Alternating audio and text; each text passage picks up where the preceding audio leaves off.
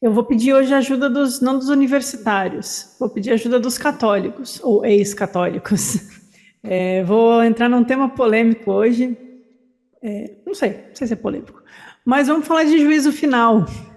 E aí, o juízo final vai vir? O apocalipse está chegando? Bom, eu estava dando uma olhada no que se pensa oficialmente sobre o que é o juízo final dentro da religião católica. Eu sempre achei a ideia muito estranha, né? Então vocês me desculpem que eu nunca me aprofundei nessa ideia, porque a minha visão sempre foi outra. Mas a ideia, né, de que o Cristo vai vir a segunda vinda do Cristo, que o Cristo vai voltar, vai levantar os mortos, e que vai ter um grande julgamento final, o mundo vai ser destruído e todos serão salvos. Quer dizer, todos não, só aqueles que acreditam no Cristo, né? Então, os não cristãos, todo o resto da humanidade, os ateus, os budistas, todo mundo ó, vai para o inferno. Só quem aceitou Cristo, como dizem na igreja. Aceitou Cristo? Então pode passar. É claro que isso pode ter na sua raiz uma interpretação esotérica, vinda de uma tradição mística, vinda do esoterismo judaico, vinda do esoterismo gnóstico, que tinha uma interpretação que ficou desse jeito, né, no popular. E aí eu fiquei pensando, nossa, isso é aquela questão dar aos cães o que é sagrado e tal, porque você acaba transmitindo algo que era para ser esotérico ou reservado, ou assim, por ser muito complexo, por ser complicado, vamos falar só aqui entre quem está preparado para receber, que geralmente é assim que se transmite numa escola de mistérios ou em qualquer religião que tenha o seu caráter esotérico. Quando eu estou falando de esotérico aqui, claro, me entendam, não estou falando de esoterismo no geral, como ficou aí no século XXI. Estou falando daquilo que é mais reservado, mais interno, mais apócrifo, que é o que significa, né? Reservado, secreto, oculto, aquilo que é dos mistérios do reino que Jesus transmitiu aos seus poucos discípulos, enquanto para a população em geral ele dava as parábolas, dava conduções de vida, ajudava as pessoas a serem mais tolerantes, mais amorosas, perdoar mais, aquelas coisas todas que são muito válidas também. Mas me parece que essa questão do juízo final era um ensinamento muito esotérico que virou um oba-oba dentro da religião católica, dentro da igreja, que ela usou isso para amedrontar as pessoas, para dizer, ó, ele vai voltar e vai julgar todo mundo. Aí, tipo o Papai Noel, você vai ganhar presente ou você vai ganhar meia de carvão? E aí, qual que vai ser a sua escolha, né? Então, ficou num nível assim de ficar esperando a volta do Cristo, tem que aceitar, e aceitar não é compreender, aceitar não é entender, aceitar não é ter consciência de, é só aceitar. Aceitou, obedeci, boa menina, obediente, isso aí, pagou o dízimo, obedeceu o Papa, vai para o céu. Quem não fizer isso não vai para o inferno, vai queimar para sempre. Tem que ter sido batizado. Tem que ter sido batizado também. Tem que ser batizado. As criancinhas não batizadas vão ficar tudo preso no limpo. Que maldade, né? Ai, eu nunca gostei dessa parte. Bom, se eu estiver esquecendo de algum detalhe essencial aqui sobre o juízo final, vocês, por favor, me acrescentem, né? Tragam aqui para a nossa conversa. E também, junto com tudo isso, vem aquela carga de apocalipse, no sentido fim do mundo, porque a gente sabe, vocês já sabem, que apocalipse significa revelação, é a saída daquilo que está oculto, é o que vem à superfície, é o que é trazido à tona do mistério, do oculto, do secreto. Então, um apocalipse é uma revelação. Pode ser uma revelação no sentido de um anjo me contou, ou no sentido de eu tive uma experiência de ascensão espiritual, eu vi com os meus próprios olhos e voltei para contar. Fala, Jane. É que pode ser fim do mundo se a gente pensar budisticamente. É o fim do samsara, ou seja, é o fim de você ser enganado pelo samsara, pelas coisas do mundo. Então, o mundo acaba e você passa a viver no nirvana. Você passa a viver um estado de serenidade, de bem-estar no mundo. É isso. Aí não tem um peso negativo, né? Não tem aquele, ó, né? E por É isso a mais leve, assim. revelação do divino. É a revelação do divino que leva ao fim do mundo, deste mundo, dessa visão Em verdade, é o distorcida de fim mundo. da caverna, é o fim da prisão. É uma revelação que nos revela a luz do sol.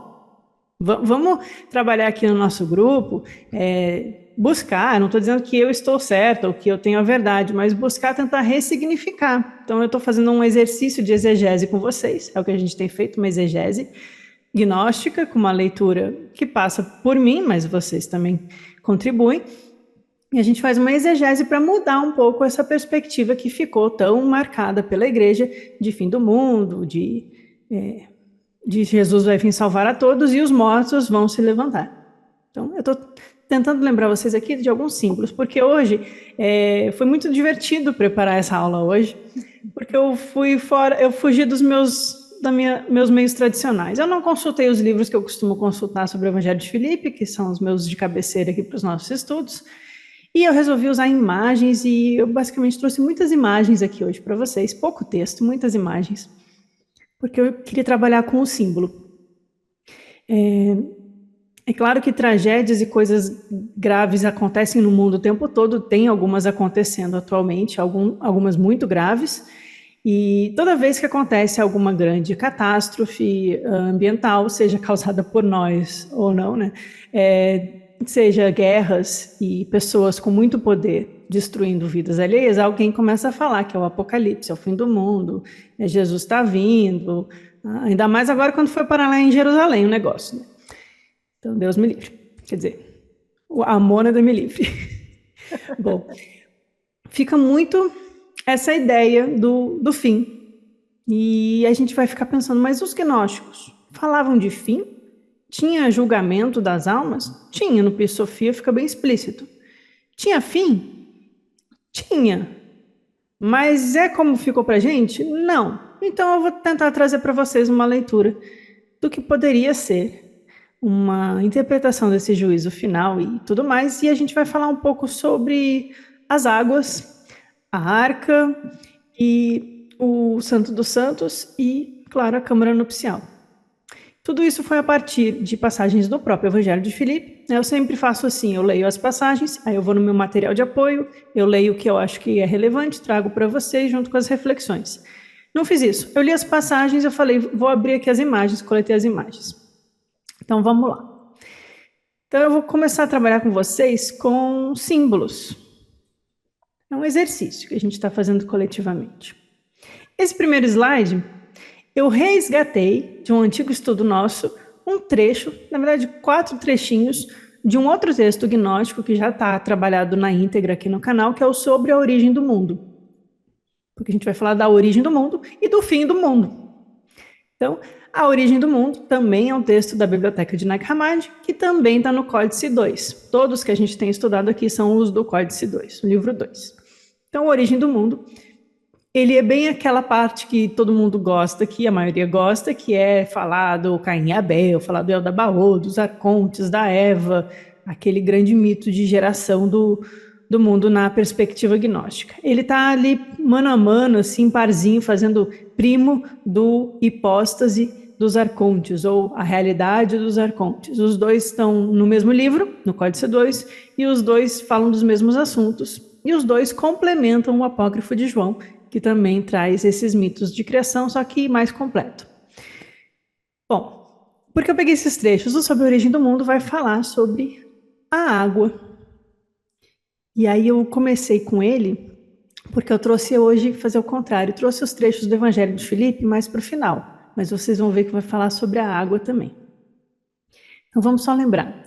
O Sobre a Origem do Mundo está falando daquele momento que já existe o Pleroma, já existe a Barbelô, o Uno já se emanou em 12 éons, já tem as luzes, já tem a Sofia, já tem o Cristo. E agora ele vai falar a origem do mundo, nosso mundo, o mundo dos sentidos. E aí ele começa falando, todo o universo era escuridão ilimitada e água sem fundo.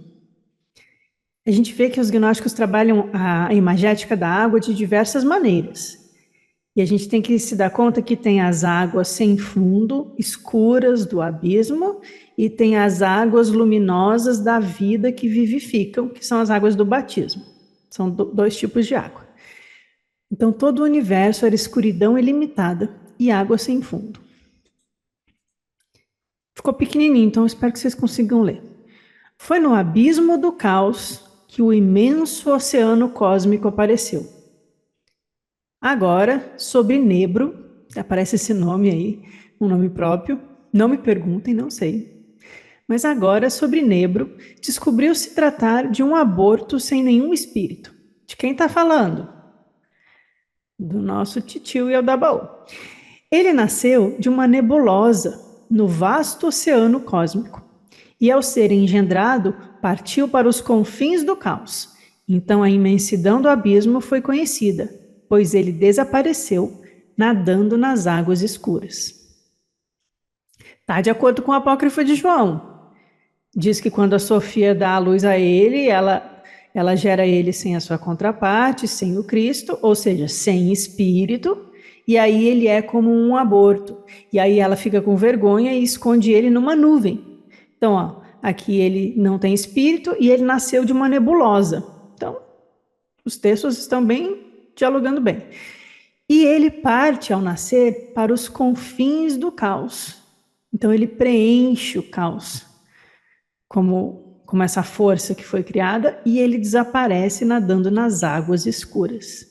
Essa imagem é importante para a gente. E quando Piste Sofia, aqui é a Sofia, mãe dele, né, desejou que a coisa sem espírito, né, lembra nos nossos estudos da alma, o arconte, o demiurgo e os arcontes, né, eles têm o poder psíquico, da psique, eles atuam sobre as almas e sobre a matéria, mas eles são desprovidos de espírito. Por isso que vem o Cristo, que vem a pronoia, que vem a gota luminosa e enche o ser humano para dar essa possibilidade do resgate, né? Então, mesma coisa que tá de acordo. Quando Piste Sofia desejou que a coisa sem espírito tomasse forma e governasse sobre a matéria e todas as suas forças, apareceu como forma. Veja que antes ele sumiu nas águas escuras. Ele preencheu as águas escuras e mergulhou. Agora ela desejou que ele tomasse forma. Apareceu pela primeira vez um regente, através das águas, com o corpo de uma serpente e a fisionomia de um leão. Andrógeno, possuindo grande autoridade em si e ignorante de sua origem. Quando Piste Sofia viu ele se movimentando na profundeza das águas, ele lhe disse: criança, passe para cá, cujo equivalente é Yaldabaoth. Esquisito, né? Eu fui lá no inglês de outra tradução e era isso mesmo. Acho que é aquela ideia de um limite da construção da separação entre o mundo superior e o inferior, o sensível e o divino, e ela passa ele para lá. Ela fala, joga para o outro lado, passa para cá, vai para lá. Você não pertence ao pleroma, você é desse outro mundo. E esse é o Yaldabaoth. Então ele surge das águas como uma serpente. Ele é arrogante, ele tem autoridade, mas ele é ignorante da sua origem. E aí pulei um pedaço do texto, é só para a gente se situar, e aí apareceram no caos, andrógenos e com semblantes de animais. Vocês já sabem que isso se refere aos 7 arcontes. Quando o regente viu seu tamanho, e ele viu apenas a si próprio, ou seja, ele era muito grande, ele olhou tudo aquilo e ele viu a si mesmo. Veja a ideia do ego se refletindo no espelho, né? E se refletindo nessas águas profundas. Então, quando ele viu seu tamanho, ele viu apenas a si próprio. Ele não viu mais nada, exceto pela água e a escuridão. Então, ele supôs que apenas ele que existia. 7 apareceram... o que eu repeti. E aí apareceram os 7, com semblantes de animais. Ou seja, não são mais luzes. Eles representam animais. Foi dito, aqui é uma citação bíblica, não há nada oculto que não seja revelado, e o que se conheceu será conhecido. E isso é usado para dizer assim, tá vendo? Tudo que você fez vai ser revelado no dia do juízo final, não há nada oculto que não seja revelado. Tudo que a gente faz é revelado à nossa própria consciência, isso é verdade. Mas que conotação a gente está dando para essa leitura, né? Portanto, segue o texto do Origem do Mundo. Essas informações foram enviadas para trazer ao conhecimento aquilo que está escondido e expor as 7 autoridades do caos e suas maldades, e que por isso elas estão condenadas à morte. Aí aqui entra um outro elemento. Agora, aquilo que está oculto vai ser revelado, e ao revelar para a nossa consciência, a gente vai expor as autoridades do caos e as suas maldades, e que por isso elas estão condenadas à morte. Então, essas forças dos arcontes são maldades, elas são expostas e elas são condenadas ao mundo da morte. Elas não alcançam a vida, porque são forças inferiores. Então, esse é o texto sobre a origem do mundo, de Nag Hammadi, Códice 2. É um trechinho. Tem completo lá 2 vídeos, só 2 vídeos com ele inteiro. E aí eu vim para cá. Agora a gente vai falar do Leviatã. Então aqui não é. Ele não mergulhou, desapareceu nas águas escuras, ou seja, preencheu as profundezas, e aí ele sai das águas com o corpo de uma serpente. E tem a fisionomia de um leão, né? Tá, ok. O Leviatã não tem. O Leviatã é uma serpente com cara de dragão mesmo, mas o símbolo é parecido, concordam? É um monstro marinho nas águas que devora todos que tentam cruzar o oceano. E aí, no diagrama gnóstico, o diagrama Ofita, o que é o diagrama Ofita, Laia? Tem uma descrição nos padres da igreja, né, que ele descreve qual é a visão de mundo dos ofitas. Os ofitas são aqueles gnósticos próximos a Jesus, um dos primeiros grupos gnósticos. E aí ele descreve, isso que é legal, né? Os pais da igreja, eles vão descrevendo para depois refutar. Então, eles preservaram boa parte do material assim. E ele descreve, eles acreditam que a Terra é assim, que dentro da Terra tem o Tártaro. O Tártaro é o inferno grego, né?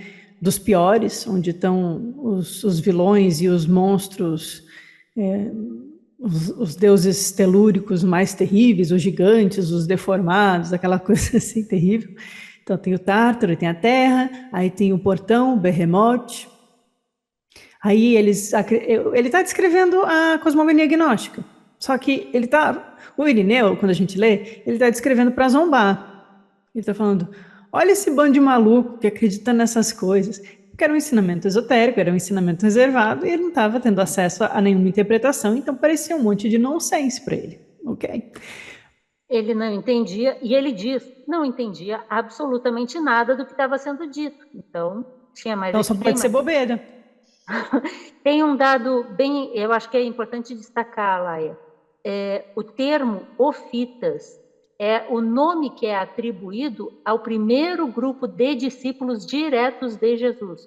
Quando Jesus sai dos essênios e sobe para a Galileia, ele reúne em torno de si, ou melhor, eles se reúnem em torno do mestre e se formam um grupo. E esse grupo vai ser chamado de ofitas. Então, eles são gnósticos, obviamente, como disse a Laia, mas não é um grupo qualquer, é o grupo específico dos seguidores de Jesus vivo. E Oph significa serpente. A serpente marinha? Não. A serpente de sabedoria. Em alguns textos gnósticos, sim, aparecem 2 serpentes também. Nos textos alquímicos, a gente tem 2 lagartos. O de baixo é sem asas e o de cima é com asas, né? A gente tem que trabalhar o nosso simbólico. Bom, o diagrama Ofita, então, ele é descrito dessa forma. E alguém desenhou e está condizente esse desenho. Então, tem aí os 7 planetas, como a gente conhece, e aí os ofitas diziam que, então, tinha um grande Leviatã em volta, segurando esses 7 planetas.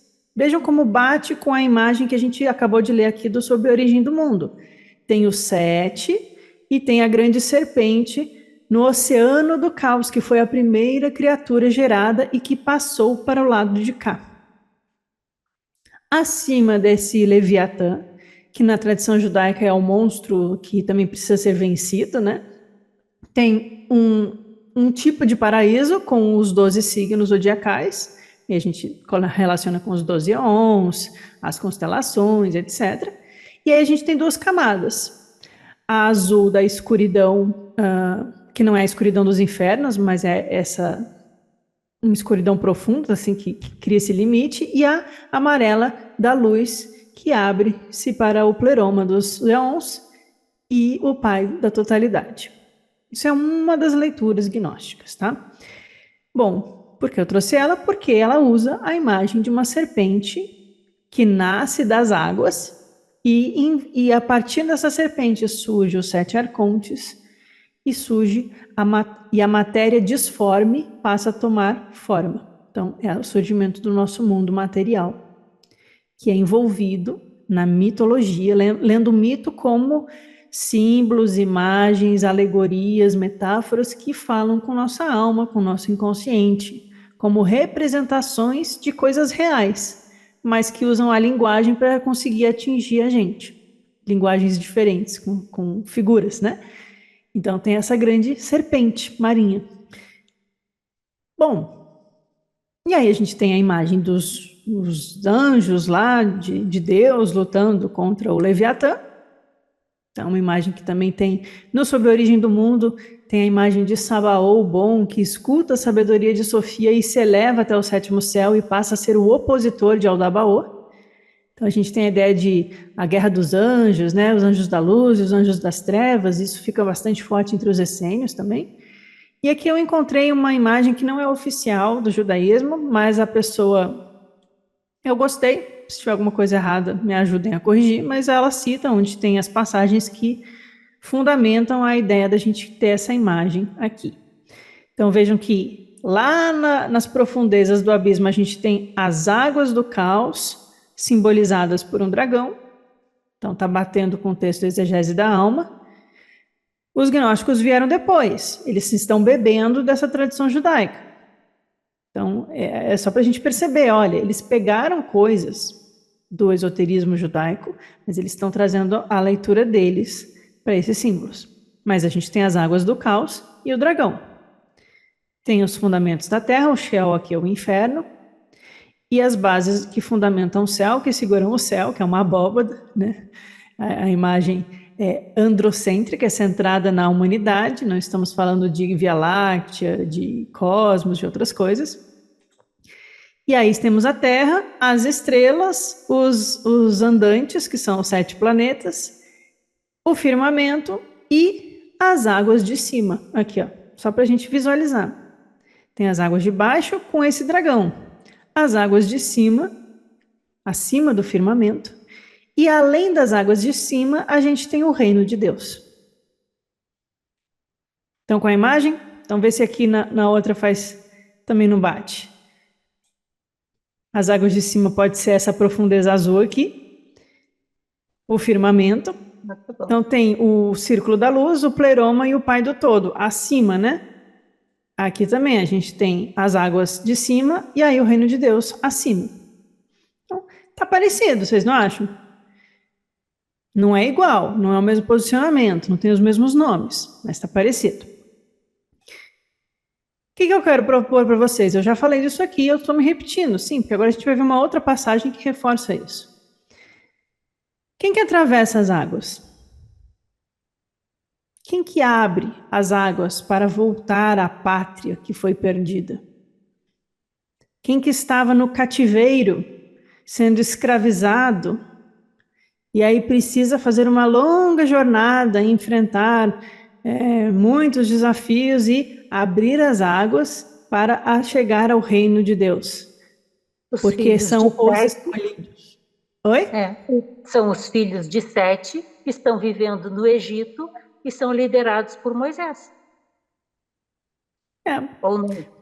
Os gnósticos setianos, que é outro nome de outro grupo gnóstico, eles vão dizer que eles são a descendência espiritual do verdadeiro filho do Adão espiritual com a Eva espiritual. Tem Caim e Abel, que são filhos do Demiurgo, e Sete, que são filhos de Adão com Eva em sua completude, despertos, luminosos, com a vida total deles. Então, esses setianos eram gnósticos que viviam no Egito. Então, eles vão usar muito também essas ideias do Egito, né? Vejam que, assim como no budismo, na Vedanta e nas tradições de mistério, algumas, né, tem essa ideia de que a gente se liberta de um local que a gente estava aprisionado. Tem essa ideia de um monstro que nos prende nesse local e que faz a gente ser escravizado, a gente sofrer, né? Lá no budismo tem a imagem do Sansara, tem o monstro Mara segurando a roda do Sansara. Qual é o objetivo daquele que busca o caminho do budismo? O primeiro objetivo é se libertar do Sansara, ser livre, livre do desejo, livre do apego, livre do ódio, livre da aversão. Ele se torna livre e aí ele não é mais obrigado a reencarnar nos 6 reinos da existência. Percebe que Jesus também está ensinando um caminho de libertação? O texto do Evangelho de Filipe, ele está chegando no fim. Provavelmente esse aqui é o nosso penúltimo encontro do Evangelho de Filipe. Depois dele falar de todos os sacramentos e de ele enfatizar muito a importância da câmara nupcial e do nascimento da criança e do segundo nascimento, e que a gente tem que conquistar isso estando encarnado no mundo, em vida, né? A ressurreição se dá em vida. Ele vai terminar o Evangelho de Filipe falando das águas e de entender o que significa atravessar as águas. E aí a gente tem essa imagem aqui, eu pus a judaica, mas eu quero que vocês se remetam à dos ofitas. Essa imagem que tem umas águas acima do firmamento, acima dos 7 céus, dos 7 arcontes. Esses mesmos arcontes que são cheios de maldade e estão condenados à morte. Esses ficam, a gente passa. Essa é a ideia que os gnósticos estão transmitindo. Jesus está falando sim sobre salvação das almas, mas não é no dia do juízo final. Porque esse processo é um processo espiritual que acontece conosco todos os dias, desde que a gente se ponha nesse caminho. Jesus nunca foi embora. Um Cristo desperto, ele nunca deixa de ensinar e de dar as mãos para aqueles que batem na porta. Mas ele não fica esperando chegar o dia do apocalipse, o dia do juízo final, para aí ele vai resgatar as almas, né? Na verdade, essa ideia do aceitar o Cristo é uma linguagem gnóstica, de dizer, olha, se você despertou o Cristo no seu coração, se você, como Sofia, subiu os céus e venceu os arcontes, e clamou pelo Cristo, e o Cristo veio a você, então ele vai te salvar. E então a gente não está esperando um Messias histórico chegar e nascer no ano 2100 e alguma coisa, sei lá quando é que o pessoal está esperando, cada vez muda, né? Quando não tem um planeta maluco, vermelho, vindo destruir o mundo, do ano 2000, fim do mundo, todo mundo fala disso, a gente fica esperando o Messias. Enquanto isso, a gente fica aqui, né? Estou aqui de boa, aceitei já, é só esperar. Não, o Messias, a ideia do Messias é ele vir a nós, mas o Messias é a parte superior da nossa alma. É o Espírito, que o Espírito possa vir a nós, se manifestar em nós, para que a gente possa, então, ser salvo.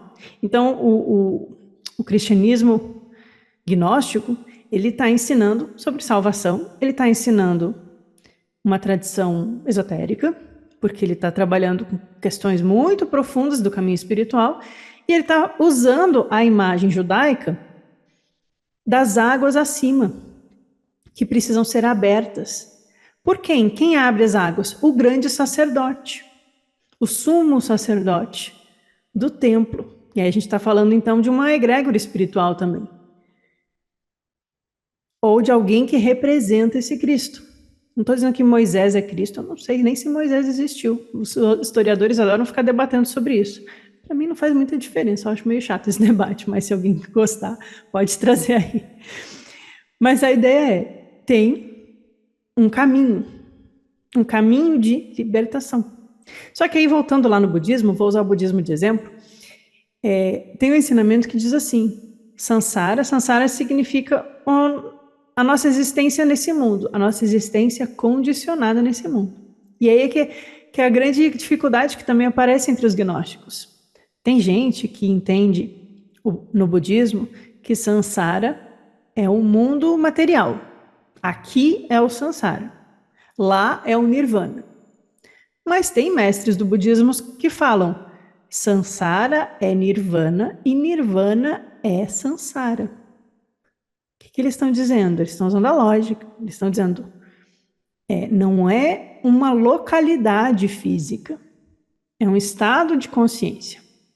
Então, você está no estado de nirvana, no mundo ou fora do mundo.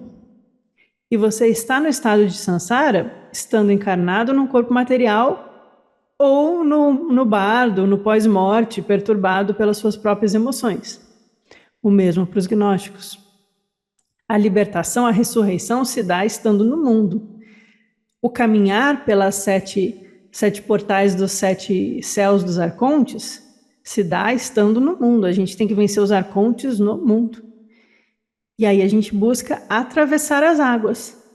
O atravessar das águas é um processo de iniciação espiritual. Não uma iniciação nível 1, nível 2,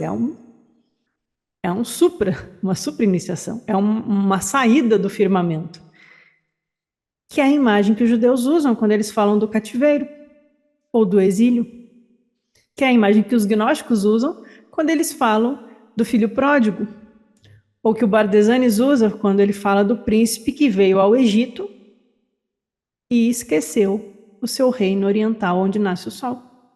E precisa lembrar para voltar à casa do seu pai, o rei dos reis. Então Moisés abriu as águas. Moisés abriu a passagem entre o sensível e o divino, entre o espiritual e o mundo material. E ele atravessou. Não é a localidade, certamente não é. Eu não estou falando de geopolítica, mas certamente não é a localidade de Jerusalém, que é o lugar santo e sagrado aqui na Terra. Tem sido um lugar de morte hoje em dia, né? Então é um local interno. A gente vai ver muito isso quando vocês verem no nosso encontro e quando vocês lerem no Apocalipse do Códice de Bruce, como há descrições, e o Mani também já fez essas descrições, de cidades celestiais, templos celestiais, a cidade celeste, o homem celestial como um representante da cidade, ou da Jerusalém celeste, né? Ou o templo, como a gente já estudou aqui no Evangelho de Filipe, que também usa a imagem do templo de Jerusalém para se referir ao templo do nosso corpo, da nossa alma, e o templo do Espírito, no Santo dos Santos, em nós. Vocês conseguem perceber como tem, desde o judaísmo, e aí os gnósticos usam essa imagética do atravessar as águas e se libertar do cativeiro, como a mesma ideia, ou muito parecida, com o se libertar do samsara no budismo? Porque você atingiu uma iluminação, você se libertou do que te aprisionava no sofrimento. E o que te aprisionava no sofrimento? Vocês vão lembrar que a gente leu agora, faz poucos dias, eu achei que estava perto, que o homem é escravo do pecado. E que o grande pecado é a ignorância. A gente leu isso agora há pouco no Evangelho de Filipe. Então a gente é prisioneiro da ignorância. Então, a gente quer sair do cativeiro, voltar para a pátria. Mas tem mais que isso. Botei aqui no cantinho. Quem atravessa as águas? Quem que tem a capacidade de abrir o mar e atravessar as águas em direção ao reino do Pai? E por que na Arca de Noé, eu estou misturando? Sim, estou misturando. Porque na Arca de Noé tem as águas também, né? Porque quem entra na arca são as duplas de animais. É ecologia, eles são ambientalistas, eles querem salvar as espécies, elas não vão se comer lá dentro daquele navio de madeira gigante. O pessoal do ateísmo adora apontar as contradições, porque não é literal, não tem como tomar isso como algo histórico, é um mito, a gente precisa trabalhar na fantasia mesmo. São 11 tábuas lá, Alaia. Claro que dá para fazer um navio. Opa, super dá. O pessoal falava em Pokémon, tá? Era Pokébola. Botava tudo. Era tudo em ovo, assim, a gente se divertiu bastante sobre isso. Então, os animais vão em duplas, macho e fêmea, cada um. E eles atravessam as águas. No pleroma estão as duplas, as cisígias, os casais. Onde que tem casal? No pleroma. Onde que é tudo muito maluco? Aqui no mundo.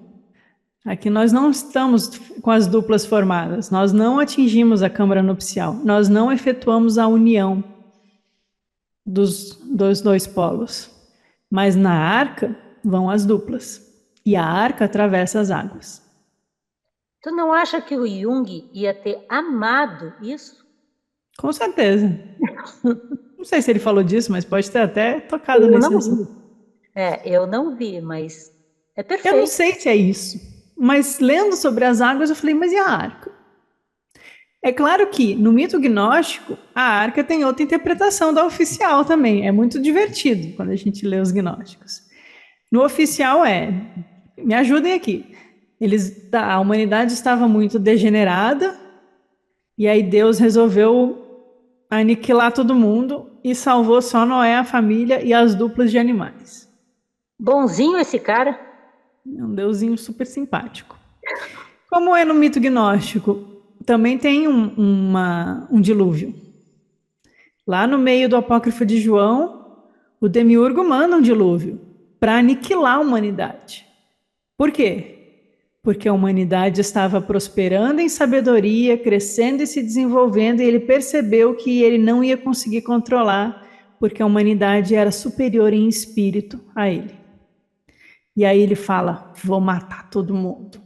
Então, o Deus dos gnósticos, o Deus não, o criador do mundo material, é bem diferente, né? É uma outra versão. Ele não aniquilou as pessoas porque elas estavam se comportando mal, ele aniquilou porque elas tinham sabedoria e ele não gostou. É o outro lado da moeda, do mito. E aí alguns se salvam, por quê? Porque a Noreia, que é a Eva espiritual, o aspecto da pronoia, avisa a humanidade que, salve-se quem puder aí, quem tiver condições, entre na arca. A ideia mantém alguma semelhança, né? Seja como a gente interpreta. Mas eu queria só lembrar vocês, então. Temos as cisígias, temos as duplas. O éon, os éons do pleroma são equilibrados, tem macho e fêmea. E só dessa forma conseguem atravessar as águas. Uhum. Então, tem alguma relação entre esses símbolos? A arca da aliança, a arca de Noé que atravessa as águas com as duplas,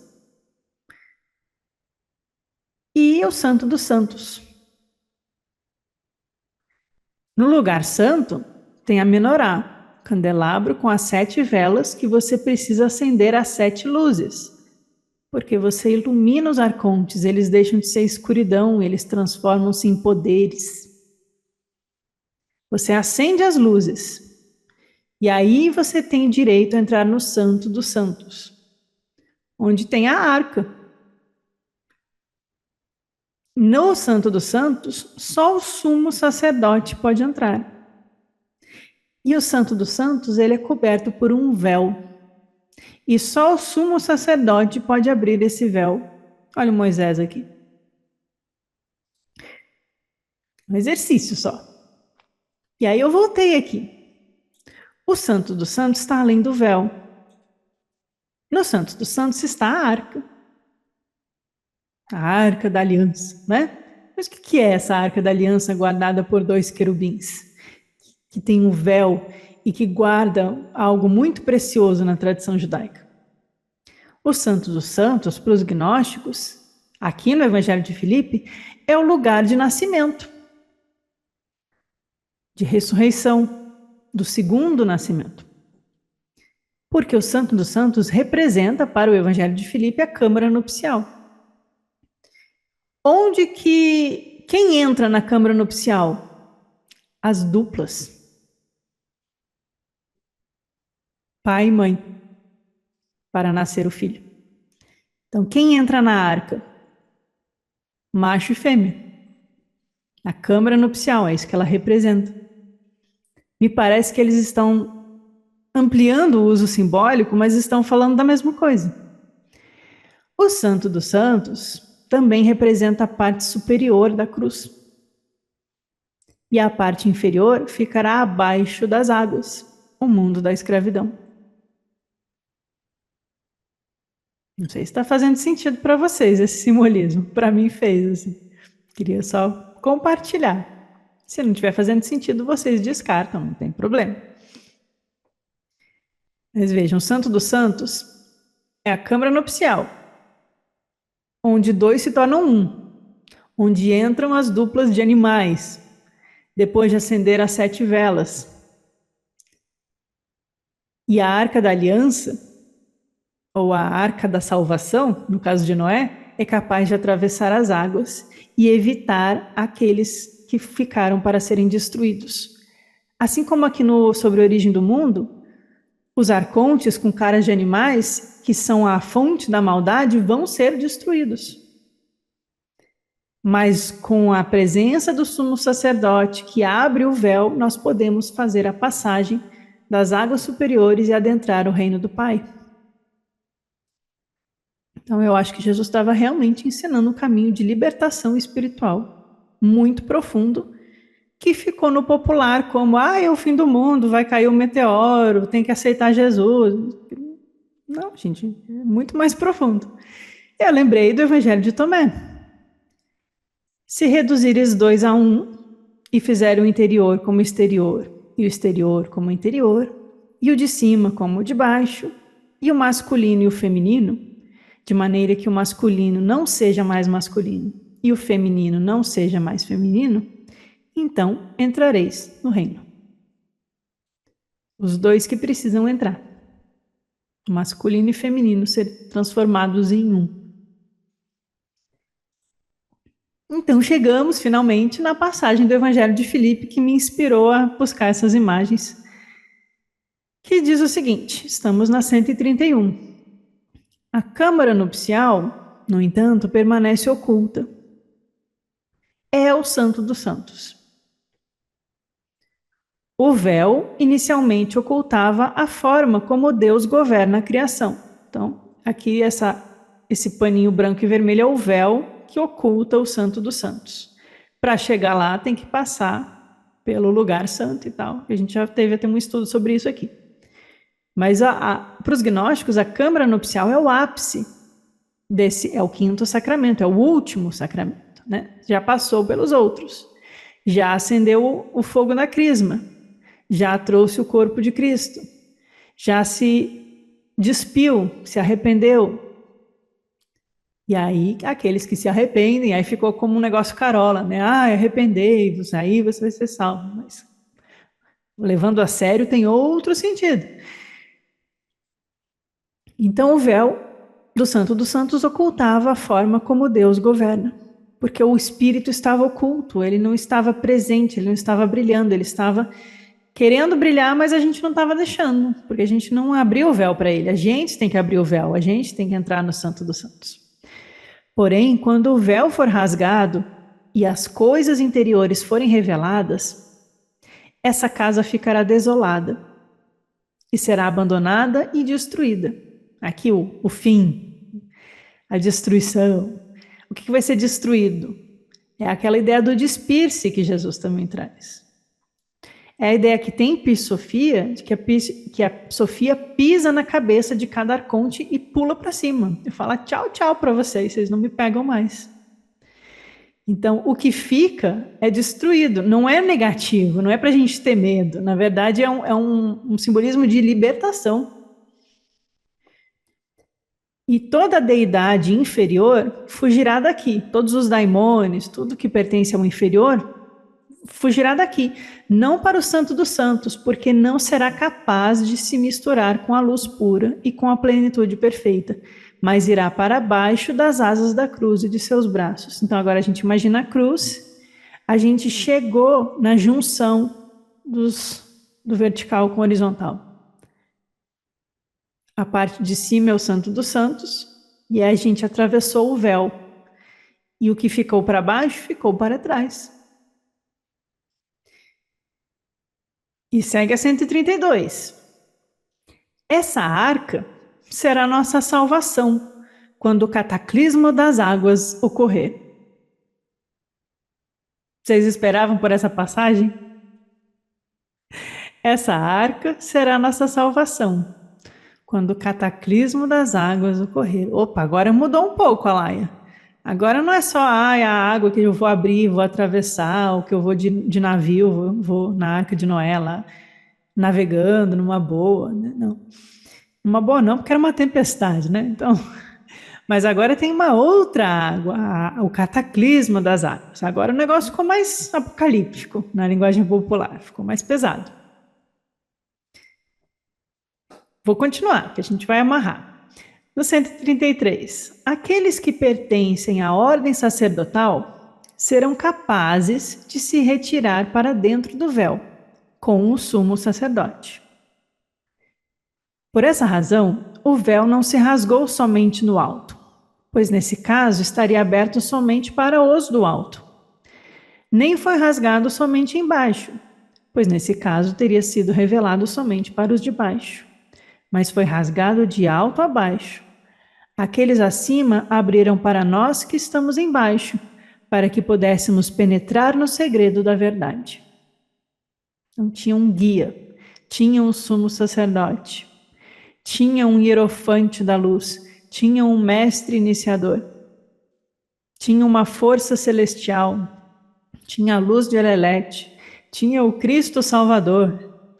Não sei o que mais que vem na mente de vocês, mas que ele abre o véu do pleroma para que os de baixo que estão próximos, os que pertencem à ordem sacerdotal, quem é para os gnósticos? São os pneumáticos.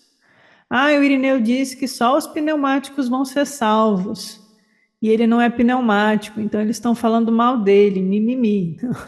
Então, é isso que a gente está falando. Os gnósticos estão dizendo que aqueles que pertencem à ordem sacerdotal, que é aqueles que se iniciaram nesses mistérios, que eles já adquiriram alguma consistência no trilhar espiritual, aqueles que foram tocados de alguma forma pelo Espírito. Não totalmente, vejam, não é os que estão acima. A gente está falando dos que ainda estão abaixo, mas eles já estão com o pezinho dentro. Para esses, quando o véu se rasga, eles têm a oportunidade de atravessar. Eles são conduzidos pelo hierofante. E assim eles penetram no segredo da verdade. E aí a gente volta ao tema da verdade que liberta. Porque Jesus está ensinando um caminho de libertação. E os gnósticos são pró-livre-arbítrio, pró-libertação, pró-assuma sua própria consciência. Vocês não percebem assim? Que não é obediência, é liberdade. Tem um guia. Porque a gente honra os que vieram antes de nós e nos ensinaram. Então, se o lugar do Santo dos Santos é onde só o sumo sacerdote pode entrar, e é onde ele é capaz de abrir o véu, e a gente tem a imagem de Moisés abrindo as águas para passar todos aqueles que são escolhidos, parece estar falando a mesma coisa? Mas tem mais. 134. Esse segredo, é um segredo. Não era para cair aí para a manipulação popular. Esse segredo realmente é tido em alta consideração e é poderoso. Porém, a ideia das imagens e símbolos que a gente vive reforçando. Penetramos nesse segredo por meio de imagens inferiores e signos de fraqueza, signos fracos, signos do mundo, imagens do mundo, o casamento, as parábolas, a união, né? A gente usa os símbolos do mundo. Eles são realmente modestos, essas imagens inferiores, essas sombras que representam aquilo que é real. Elas não são o real, elas representam o real. Eles são modestos quando comparados com a glória perfeita. Há uma glória que ultrapassa a glória e um poder que ultrapassa o poder. Portanto, as coisas perfeitas se abriram para nós, juntamente com as coisas ocultas da verdade. O Santo dos Santos foi revelado e a câmara nupcial nos convida a entrar. Precisa chamar de novo? O Santo dos Santos foi revelado e a câmara nupcial nos convida a entrar. Agora entra no teu quarto e ora ao Pai que está em segredo. Porque ele vai te ouvir e te atender. E aí, nessa imagem do diagrama Ofita, a imagem do Leviatã que está nas águas. O texto da origem do mundo, que o demiurgo é a serpente que nasceu das águas profundas do caos. Não as águas superiores, as águas do caos. E ele prende a gente no mundo. E o Santo dos Santos e a Câmara Nupcial é aqueles que ficaram embaixo da cruz. Não sei o que estou dizendo. É o texto. Cadê? Para baixo das asas da cruz. Então a gente pode agora juntar tudo? Vamos juntar tudo? Vamos desenhar uma cruz aqui, ó. A gente tem que pisar na cabeça da serpente. Ah, o que o Apocalipse está falando? Está aqui, gente. Esotérico, por isso que nenhum acadêmico vai entender, vai ficar lá dialogando sobre quem é a mulher que pisou na serpente. Não sabe do que está falando. A serpente é o Leviatã, a serpente é o Yaldabaoth. E a ignorância que nos aprisiona. A gente tem que se erguer e chegar no momento de junção, onde dois se tornam um. E adentrar nos portões do pleroma. E aí a gente tem a cabeça, né? O pai do todo é a ponta a cabeça aqui. Essa é a imagem que os gnósticos estão evocando para a nossa alma. Esse transpor da câmara nupcial, que é uma experiência espiritual que acontece no mais íntimo de cada um de nós, desde que a gente permita, que a gente busque, que a gente se abra para essa experiência, que é a união da alma com o espírito na câmara do coração. Tem outros que usaram uma imagem parecida também. Alguém já viu uma rosa que desabrocha no centro da cruz? Então eu trouxe aqui como sinônimos. Ah, Laia, você está forçando a barra. Não sei. A Arca da Aliança, disse o texto do Evangelho de Filipe, que o Santo dos Santos é a câmara nupcial. Para esses gnósticos é. Vai ver outro grupo gnóstico não pensa assim. Esses aqui pensam. Dentro do Santo dos Santos tem a Arca da Aliança, a aliança com o divino, que faz a união. Na Arca de Noé tem as duplas que precisam atravessar a água. As águas tem os que ficam abaixo da cruz, segundo o texto do Evangelho de Filipe, e os que atravessam as águas superiores. E aí tem todo o simbolismo do retorno à cidade espiritual. O ressurgir de entre os mortos também está aqui, porque os que ficam abaixo da cruz, eles participam da morte, eles são destruídos. Mas os que passam, não. É no centro da cruz, na câmara nupcial, que a gente tem o nascimento do Filho do Homem. E aí ele volta ao pleroma, porque ele ressurgiu de entre os mortos. E os arcontes não conseguem mais agarrar eles pelos pés. Então ele alcança a vida eterna. Esse é o mistério cristão. Resumidinho, assim. Então Jesus fez o quê? Isso. Ele alcançou a ressurreição. Ressurgiu de entre os mortos. Mas quem são os mortos? Vamos estudar a simbologia, para a gente não ficar igual esses padres falando que os mortos vão se levantar quando Cristo voltar. Cristo precisa voltar para cada um de nós, porque Ele está em cada um de nós. Quando Ele vier a nós nos levantaremos e não seremos mais mortos. E aí Ele está ensinando isso. Olha, é possível. Mas também tem agora uma outra coisa. Vou pausar para ler os comentários de vocês, porque eu vou continuar nesse assunto, mas fazer um fecho aqui, provocando para outra coisa também. Quando eu estava montando esses slides, a minha filha entrou no escritório, aí ela olhou essa imagem aqui. Aí ela falou, mãe, esse aí é o... Nossa, acabou de sumir o nome dele para mim. É a serpente da mitologia nórdica. que come o mundo pela raiz. Essa é aquela serpente viking lá que come, né, a raiz, o mundo pela raiz. Eu falei, não, mas é. Mas podia ser. Podia Não ser. é, mas podia ser. É igual aqui tem nessa imagem judaica, né? Tem aqui uma serpente comendo a raiz do mundo. Jomuganda. Ah, é Jomungard, que eles, ou Jo, né, com J.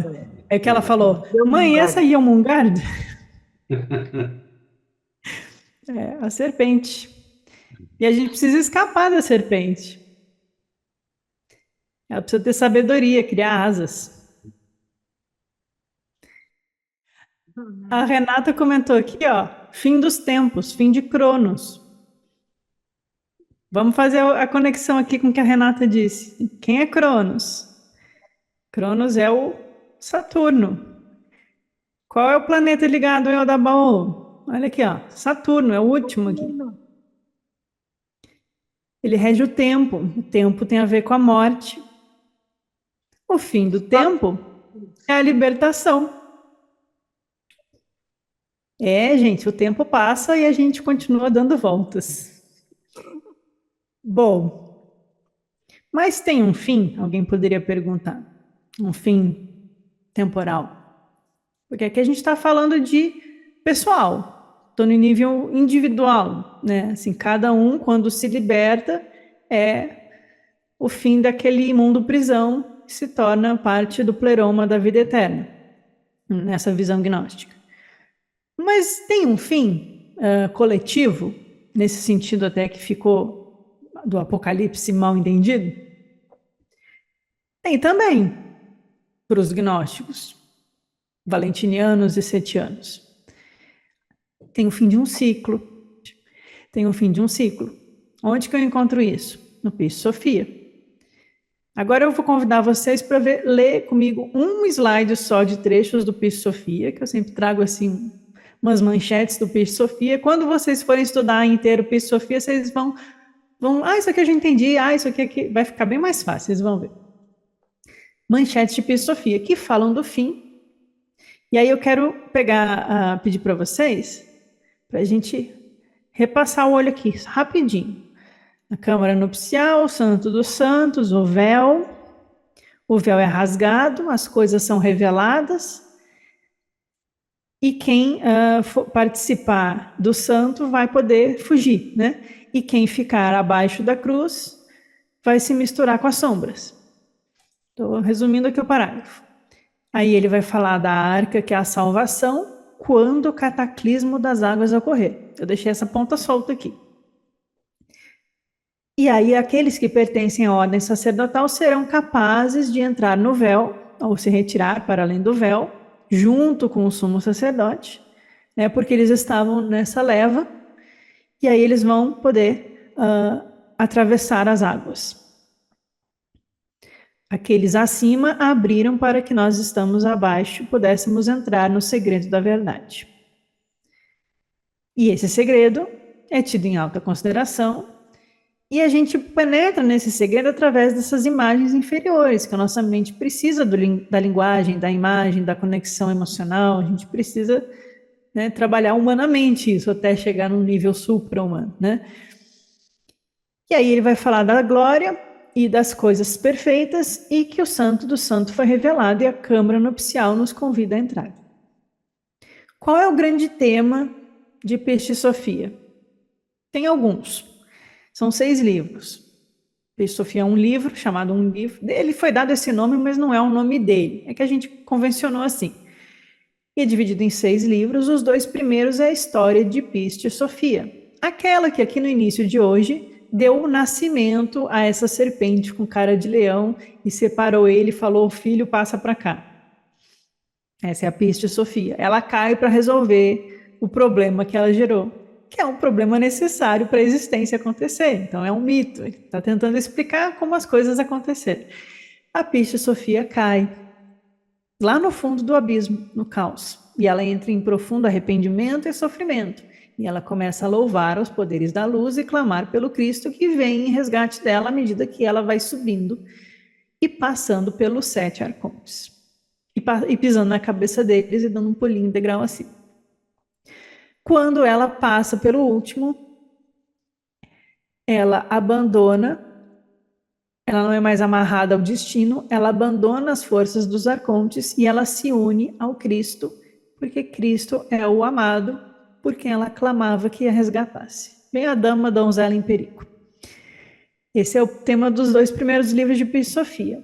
Os outros 3, se eu estou lembrando bem, vai falar do pós-morte. O que acontece com as almas, como o corpo humano é constituído, o que tem na nossa alma, que tem o espírito, tem o destino, tem o falso espírito, que pertence ao chefe dos arcontes, e ele está colado na gente.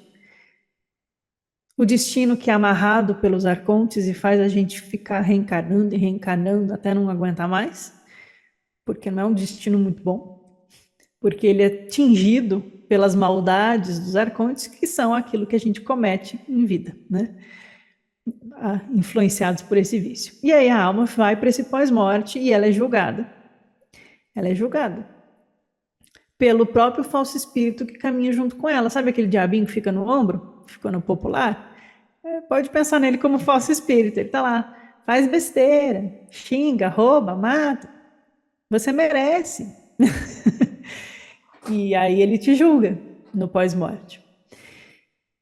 Essa questão do pós-morte, ela é delicada, mas tanto para agnósticos como para os judeus de algumas vertentes, ou para os gregos, existe sim a ideia de infernos. Para os celtas também. Quer dizer que o inferno é real, que tem um inferno lá, queimando, não sei o quê. A gente vai ter, cada um de vocês vai ter a posição de vocês. Eu lembro que eu estava assistindo aquela série besta que só, chamada Lúcifer, uma série bobinha, bonitinha. Que aí o Lúcifer, uma hora ele fala o seguinte, ele fala que ele não é mau.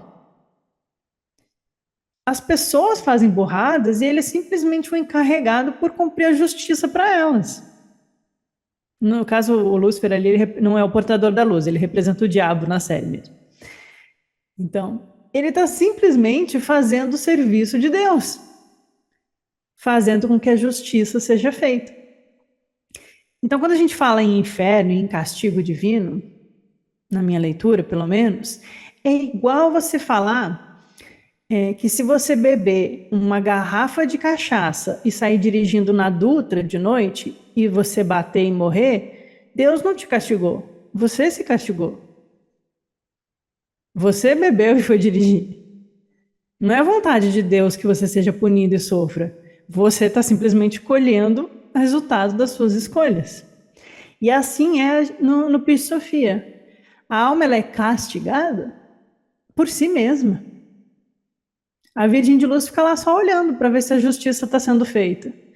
Mas o juiz, o promotor, o juiz acusador lá, é o falso espírito que é da alma. Não é algo externo a ela.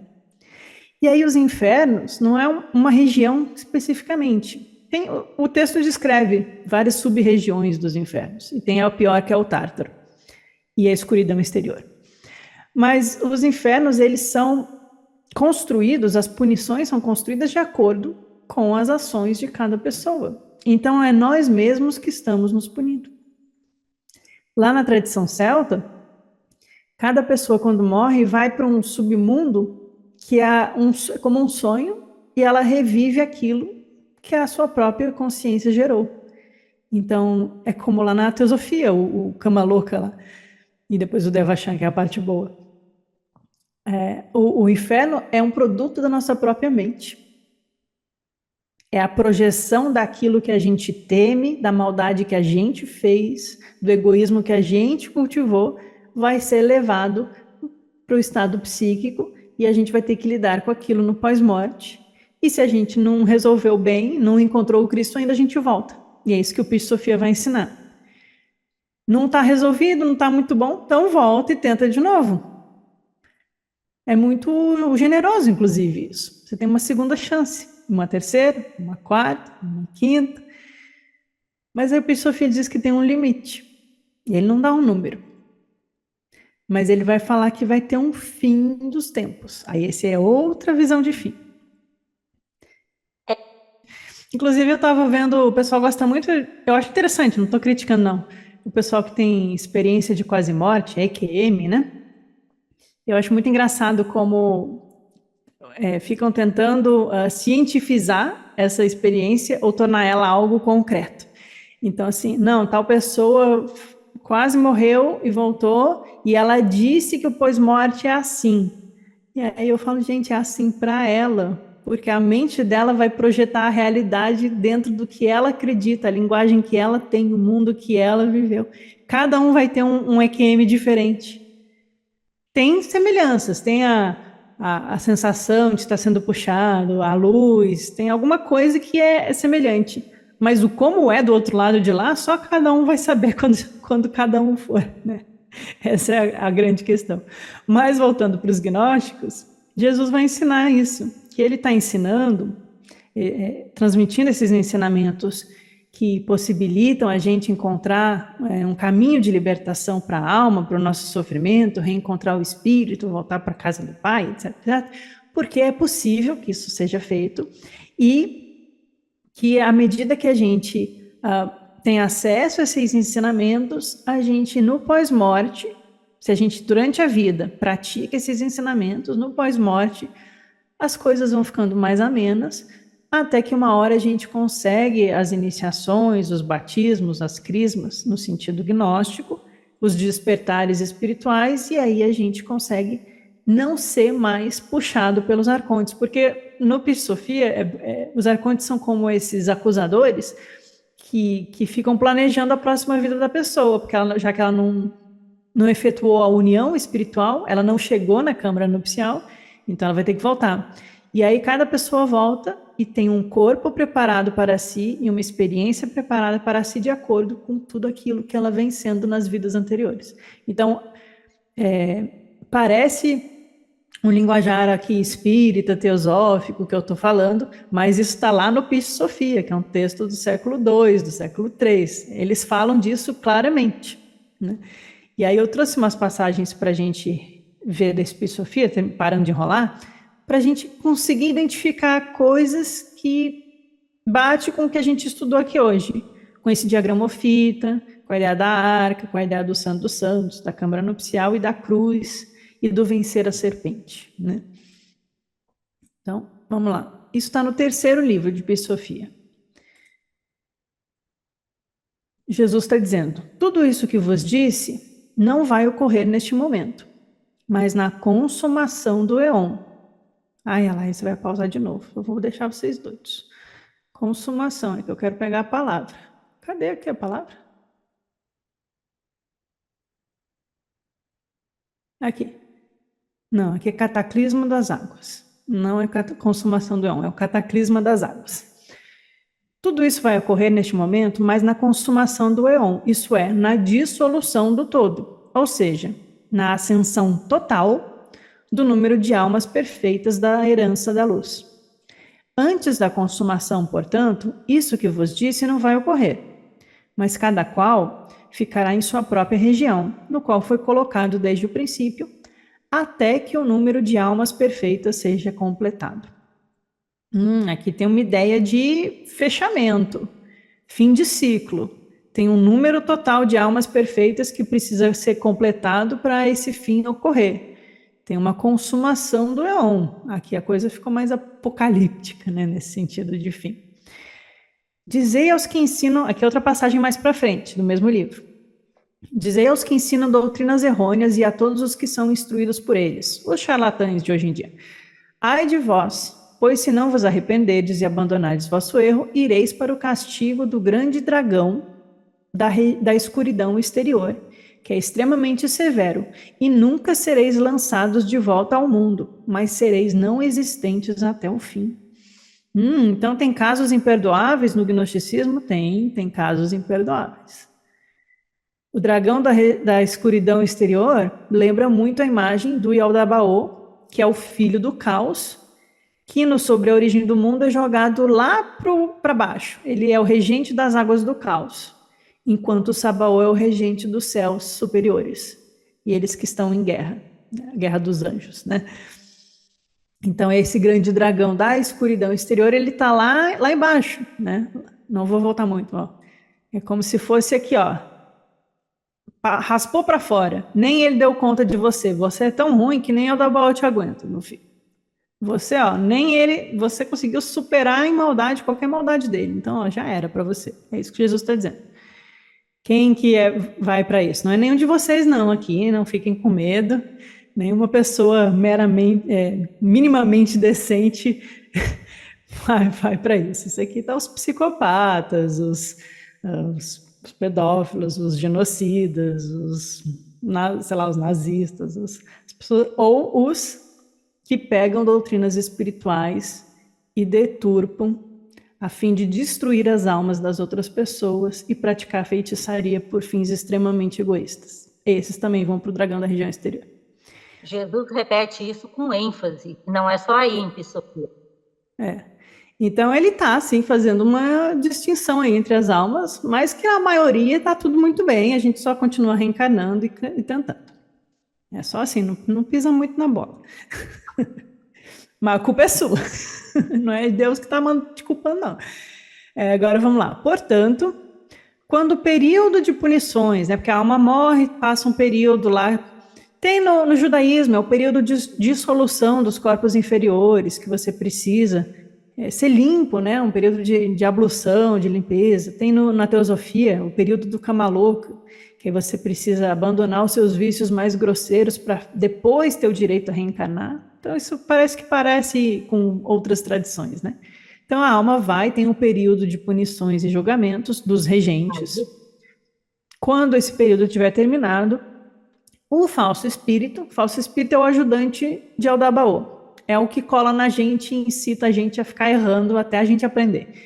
O falso espírito leva a alma para cima, para além da região dos regentes, do meio, e colocá-la, a alma, diante da luz do sol, de acordo com o comando do primeiro homem, Io, aos livros de Io. Né?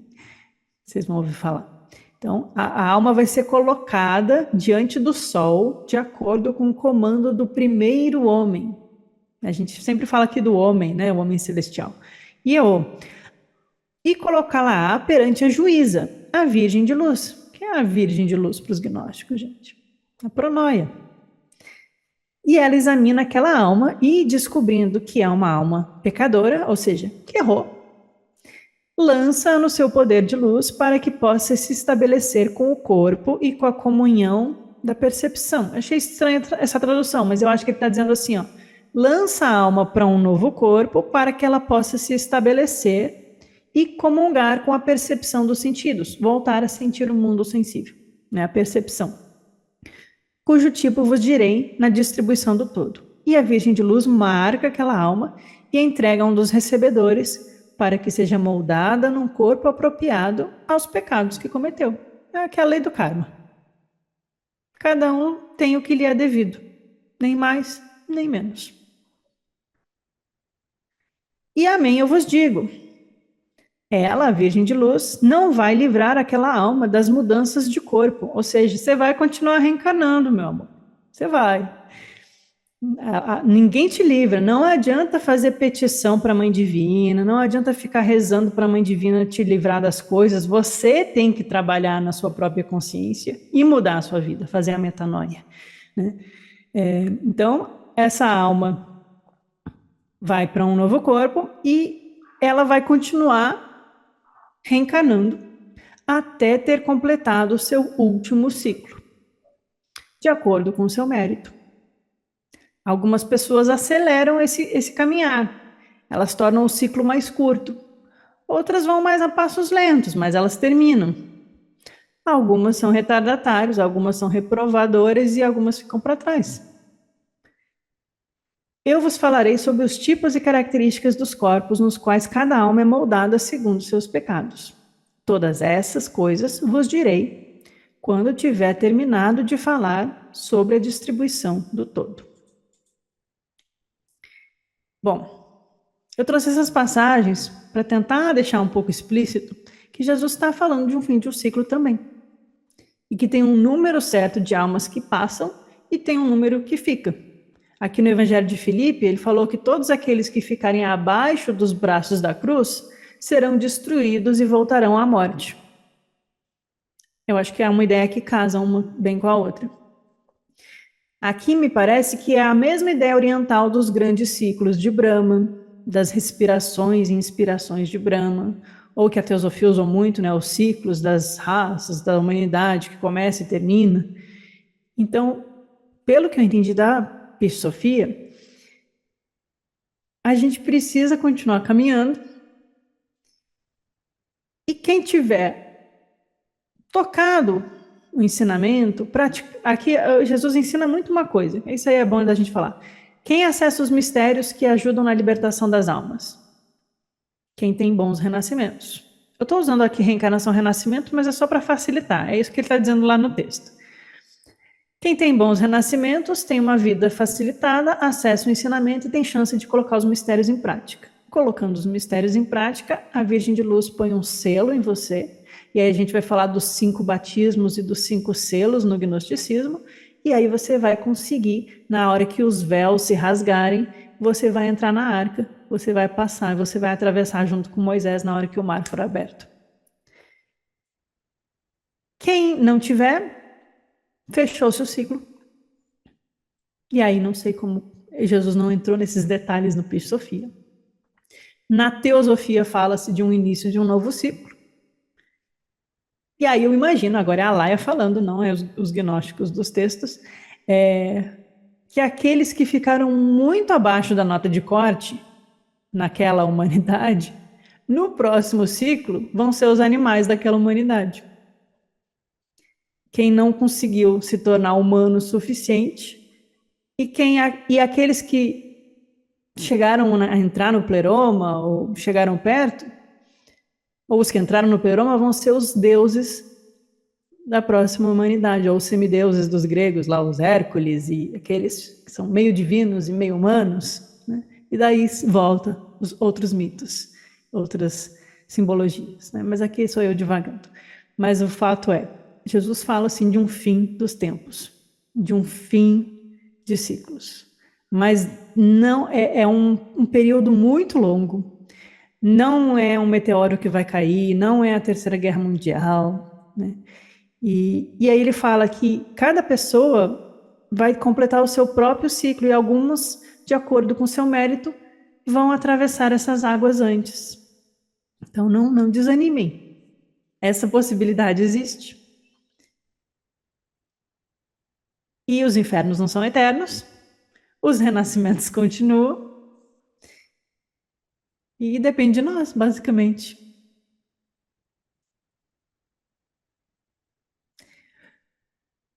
Aí a gente absorve o que achar apropriado. Estou só dizendo o que o texto está dizendo. E era isso que a gente tinha para hoje. Tinha um lado mais do caminho individual pessoal e tinha um lado que Jesus fala do fechamento de um grande ciclo. Vocês podem falar assim, Laia, mas eu não acredito em nada disso. Tá bom, mas agora você sabe que havia um outro cristianismo com ideias muito diferentes das que chegaram em nós.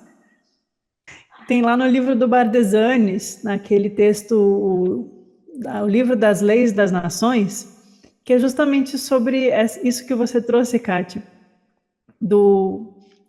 de depender de nós, né, da gente ter o arbítrio, da gente ter a escolha de não se deixar levar. Porque aí o Bardesanes vai falar, né? Não é porque você tem Marte em Áries que você tem que ser reativo e sair batendo em todo mundo que te contradiz. Não, você tem a escolha de praticar a paz, de assumir as suas emoções e não descontar nos outros. Que é basicamente essa ideia do livro das leis das nações, porque ele fala como o nosso destino vai sendo moldado pelos astros, mas que há um poder de luz em nós que nos inclina para a consciência do espírito. E ela supera tudo isso.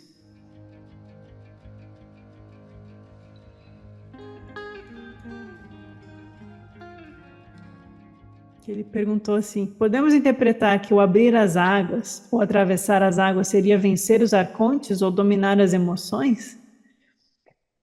Se os arcontes incitam as emoções perturbadas em nós, quando a gente atravessa as águas e vence os arcontes, não é dominar as emoções? Não no sentido de a ferro e fogo, mas assimilar, né? Integrar, como o Jung diria, integrei as emoções, está tudo em paz agora. Com certeza, né? E aí, quem que vocês conhecem que andou sobre as águas? Jesus. Quem andou sobre as águas? E aí, ele andou ali porque o Pedro estava pescando um peixinho, aí Jesus chegou andando, assim, que nem no filminho. Ou essas águas, andar sobre as águas também não pode ser outra coisa. Com certeza, né, Alai?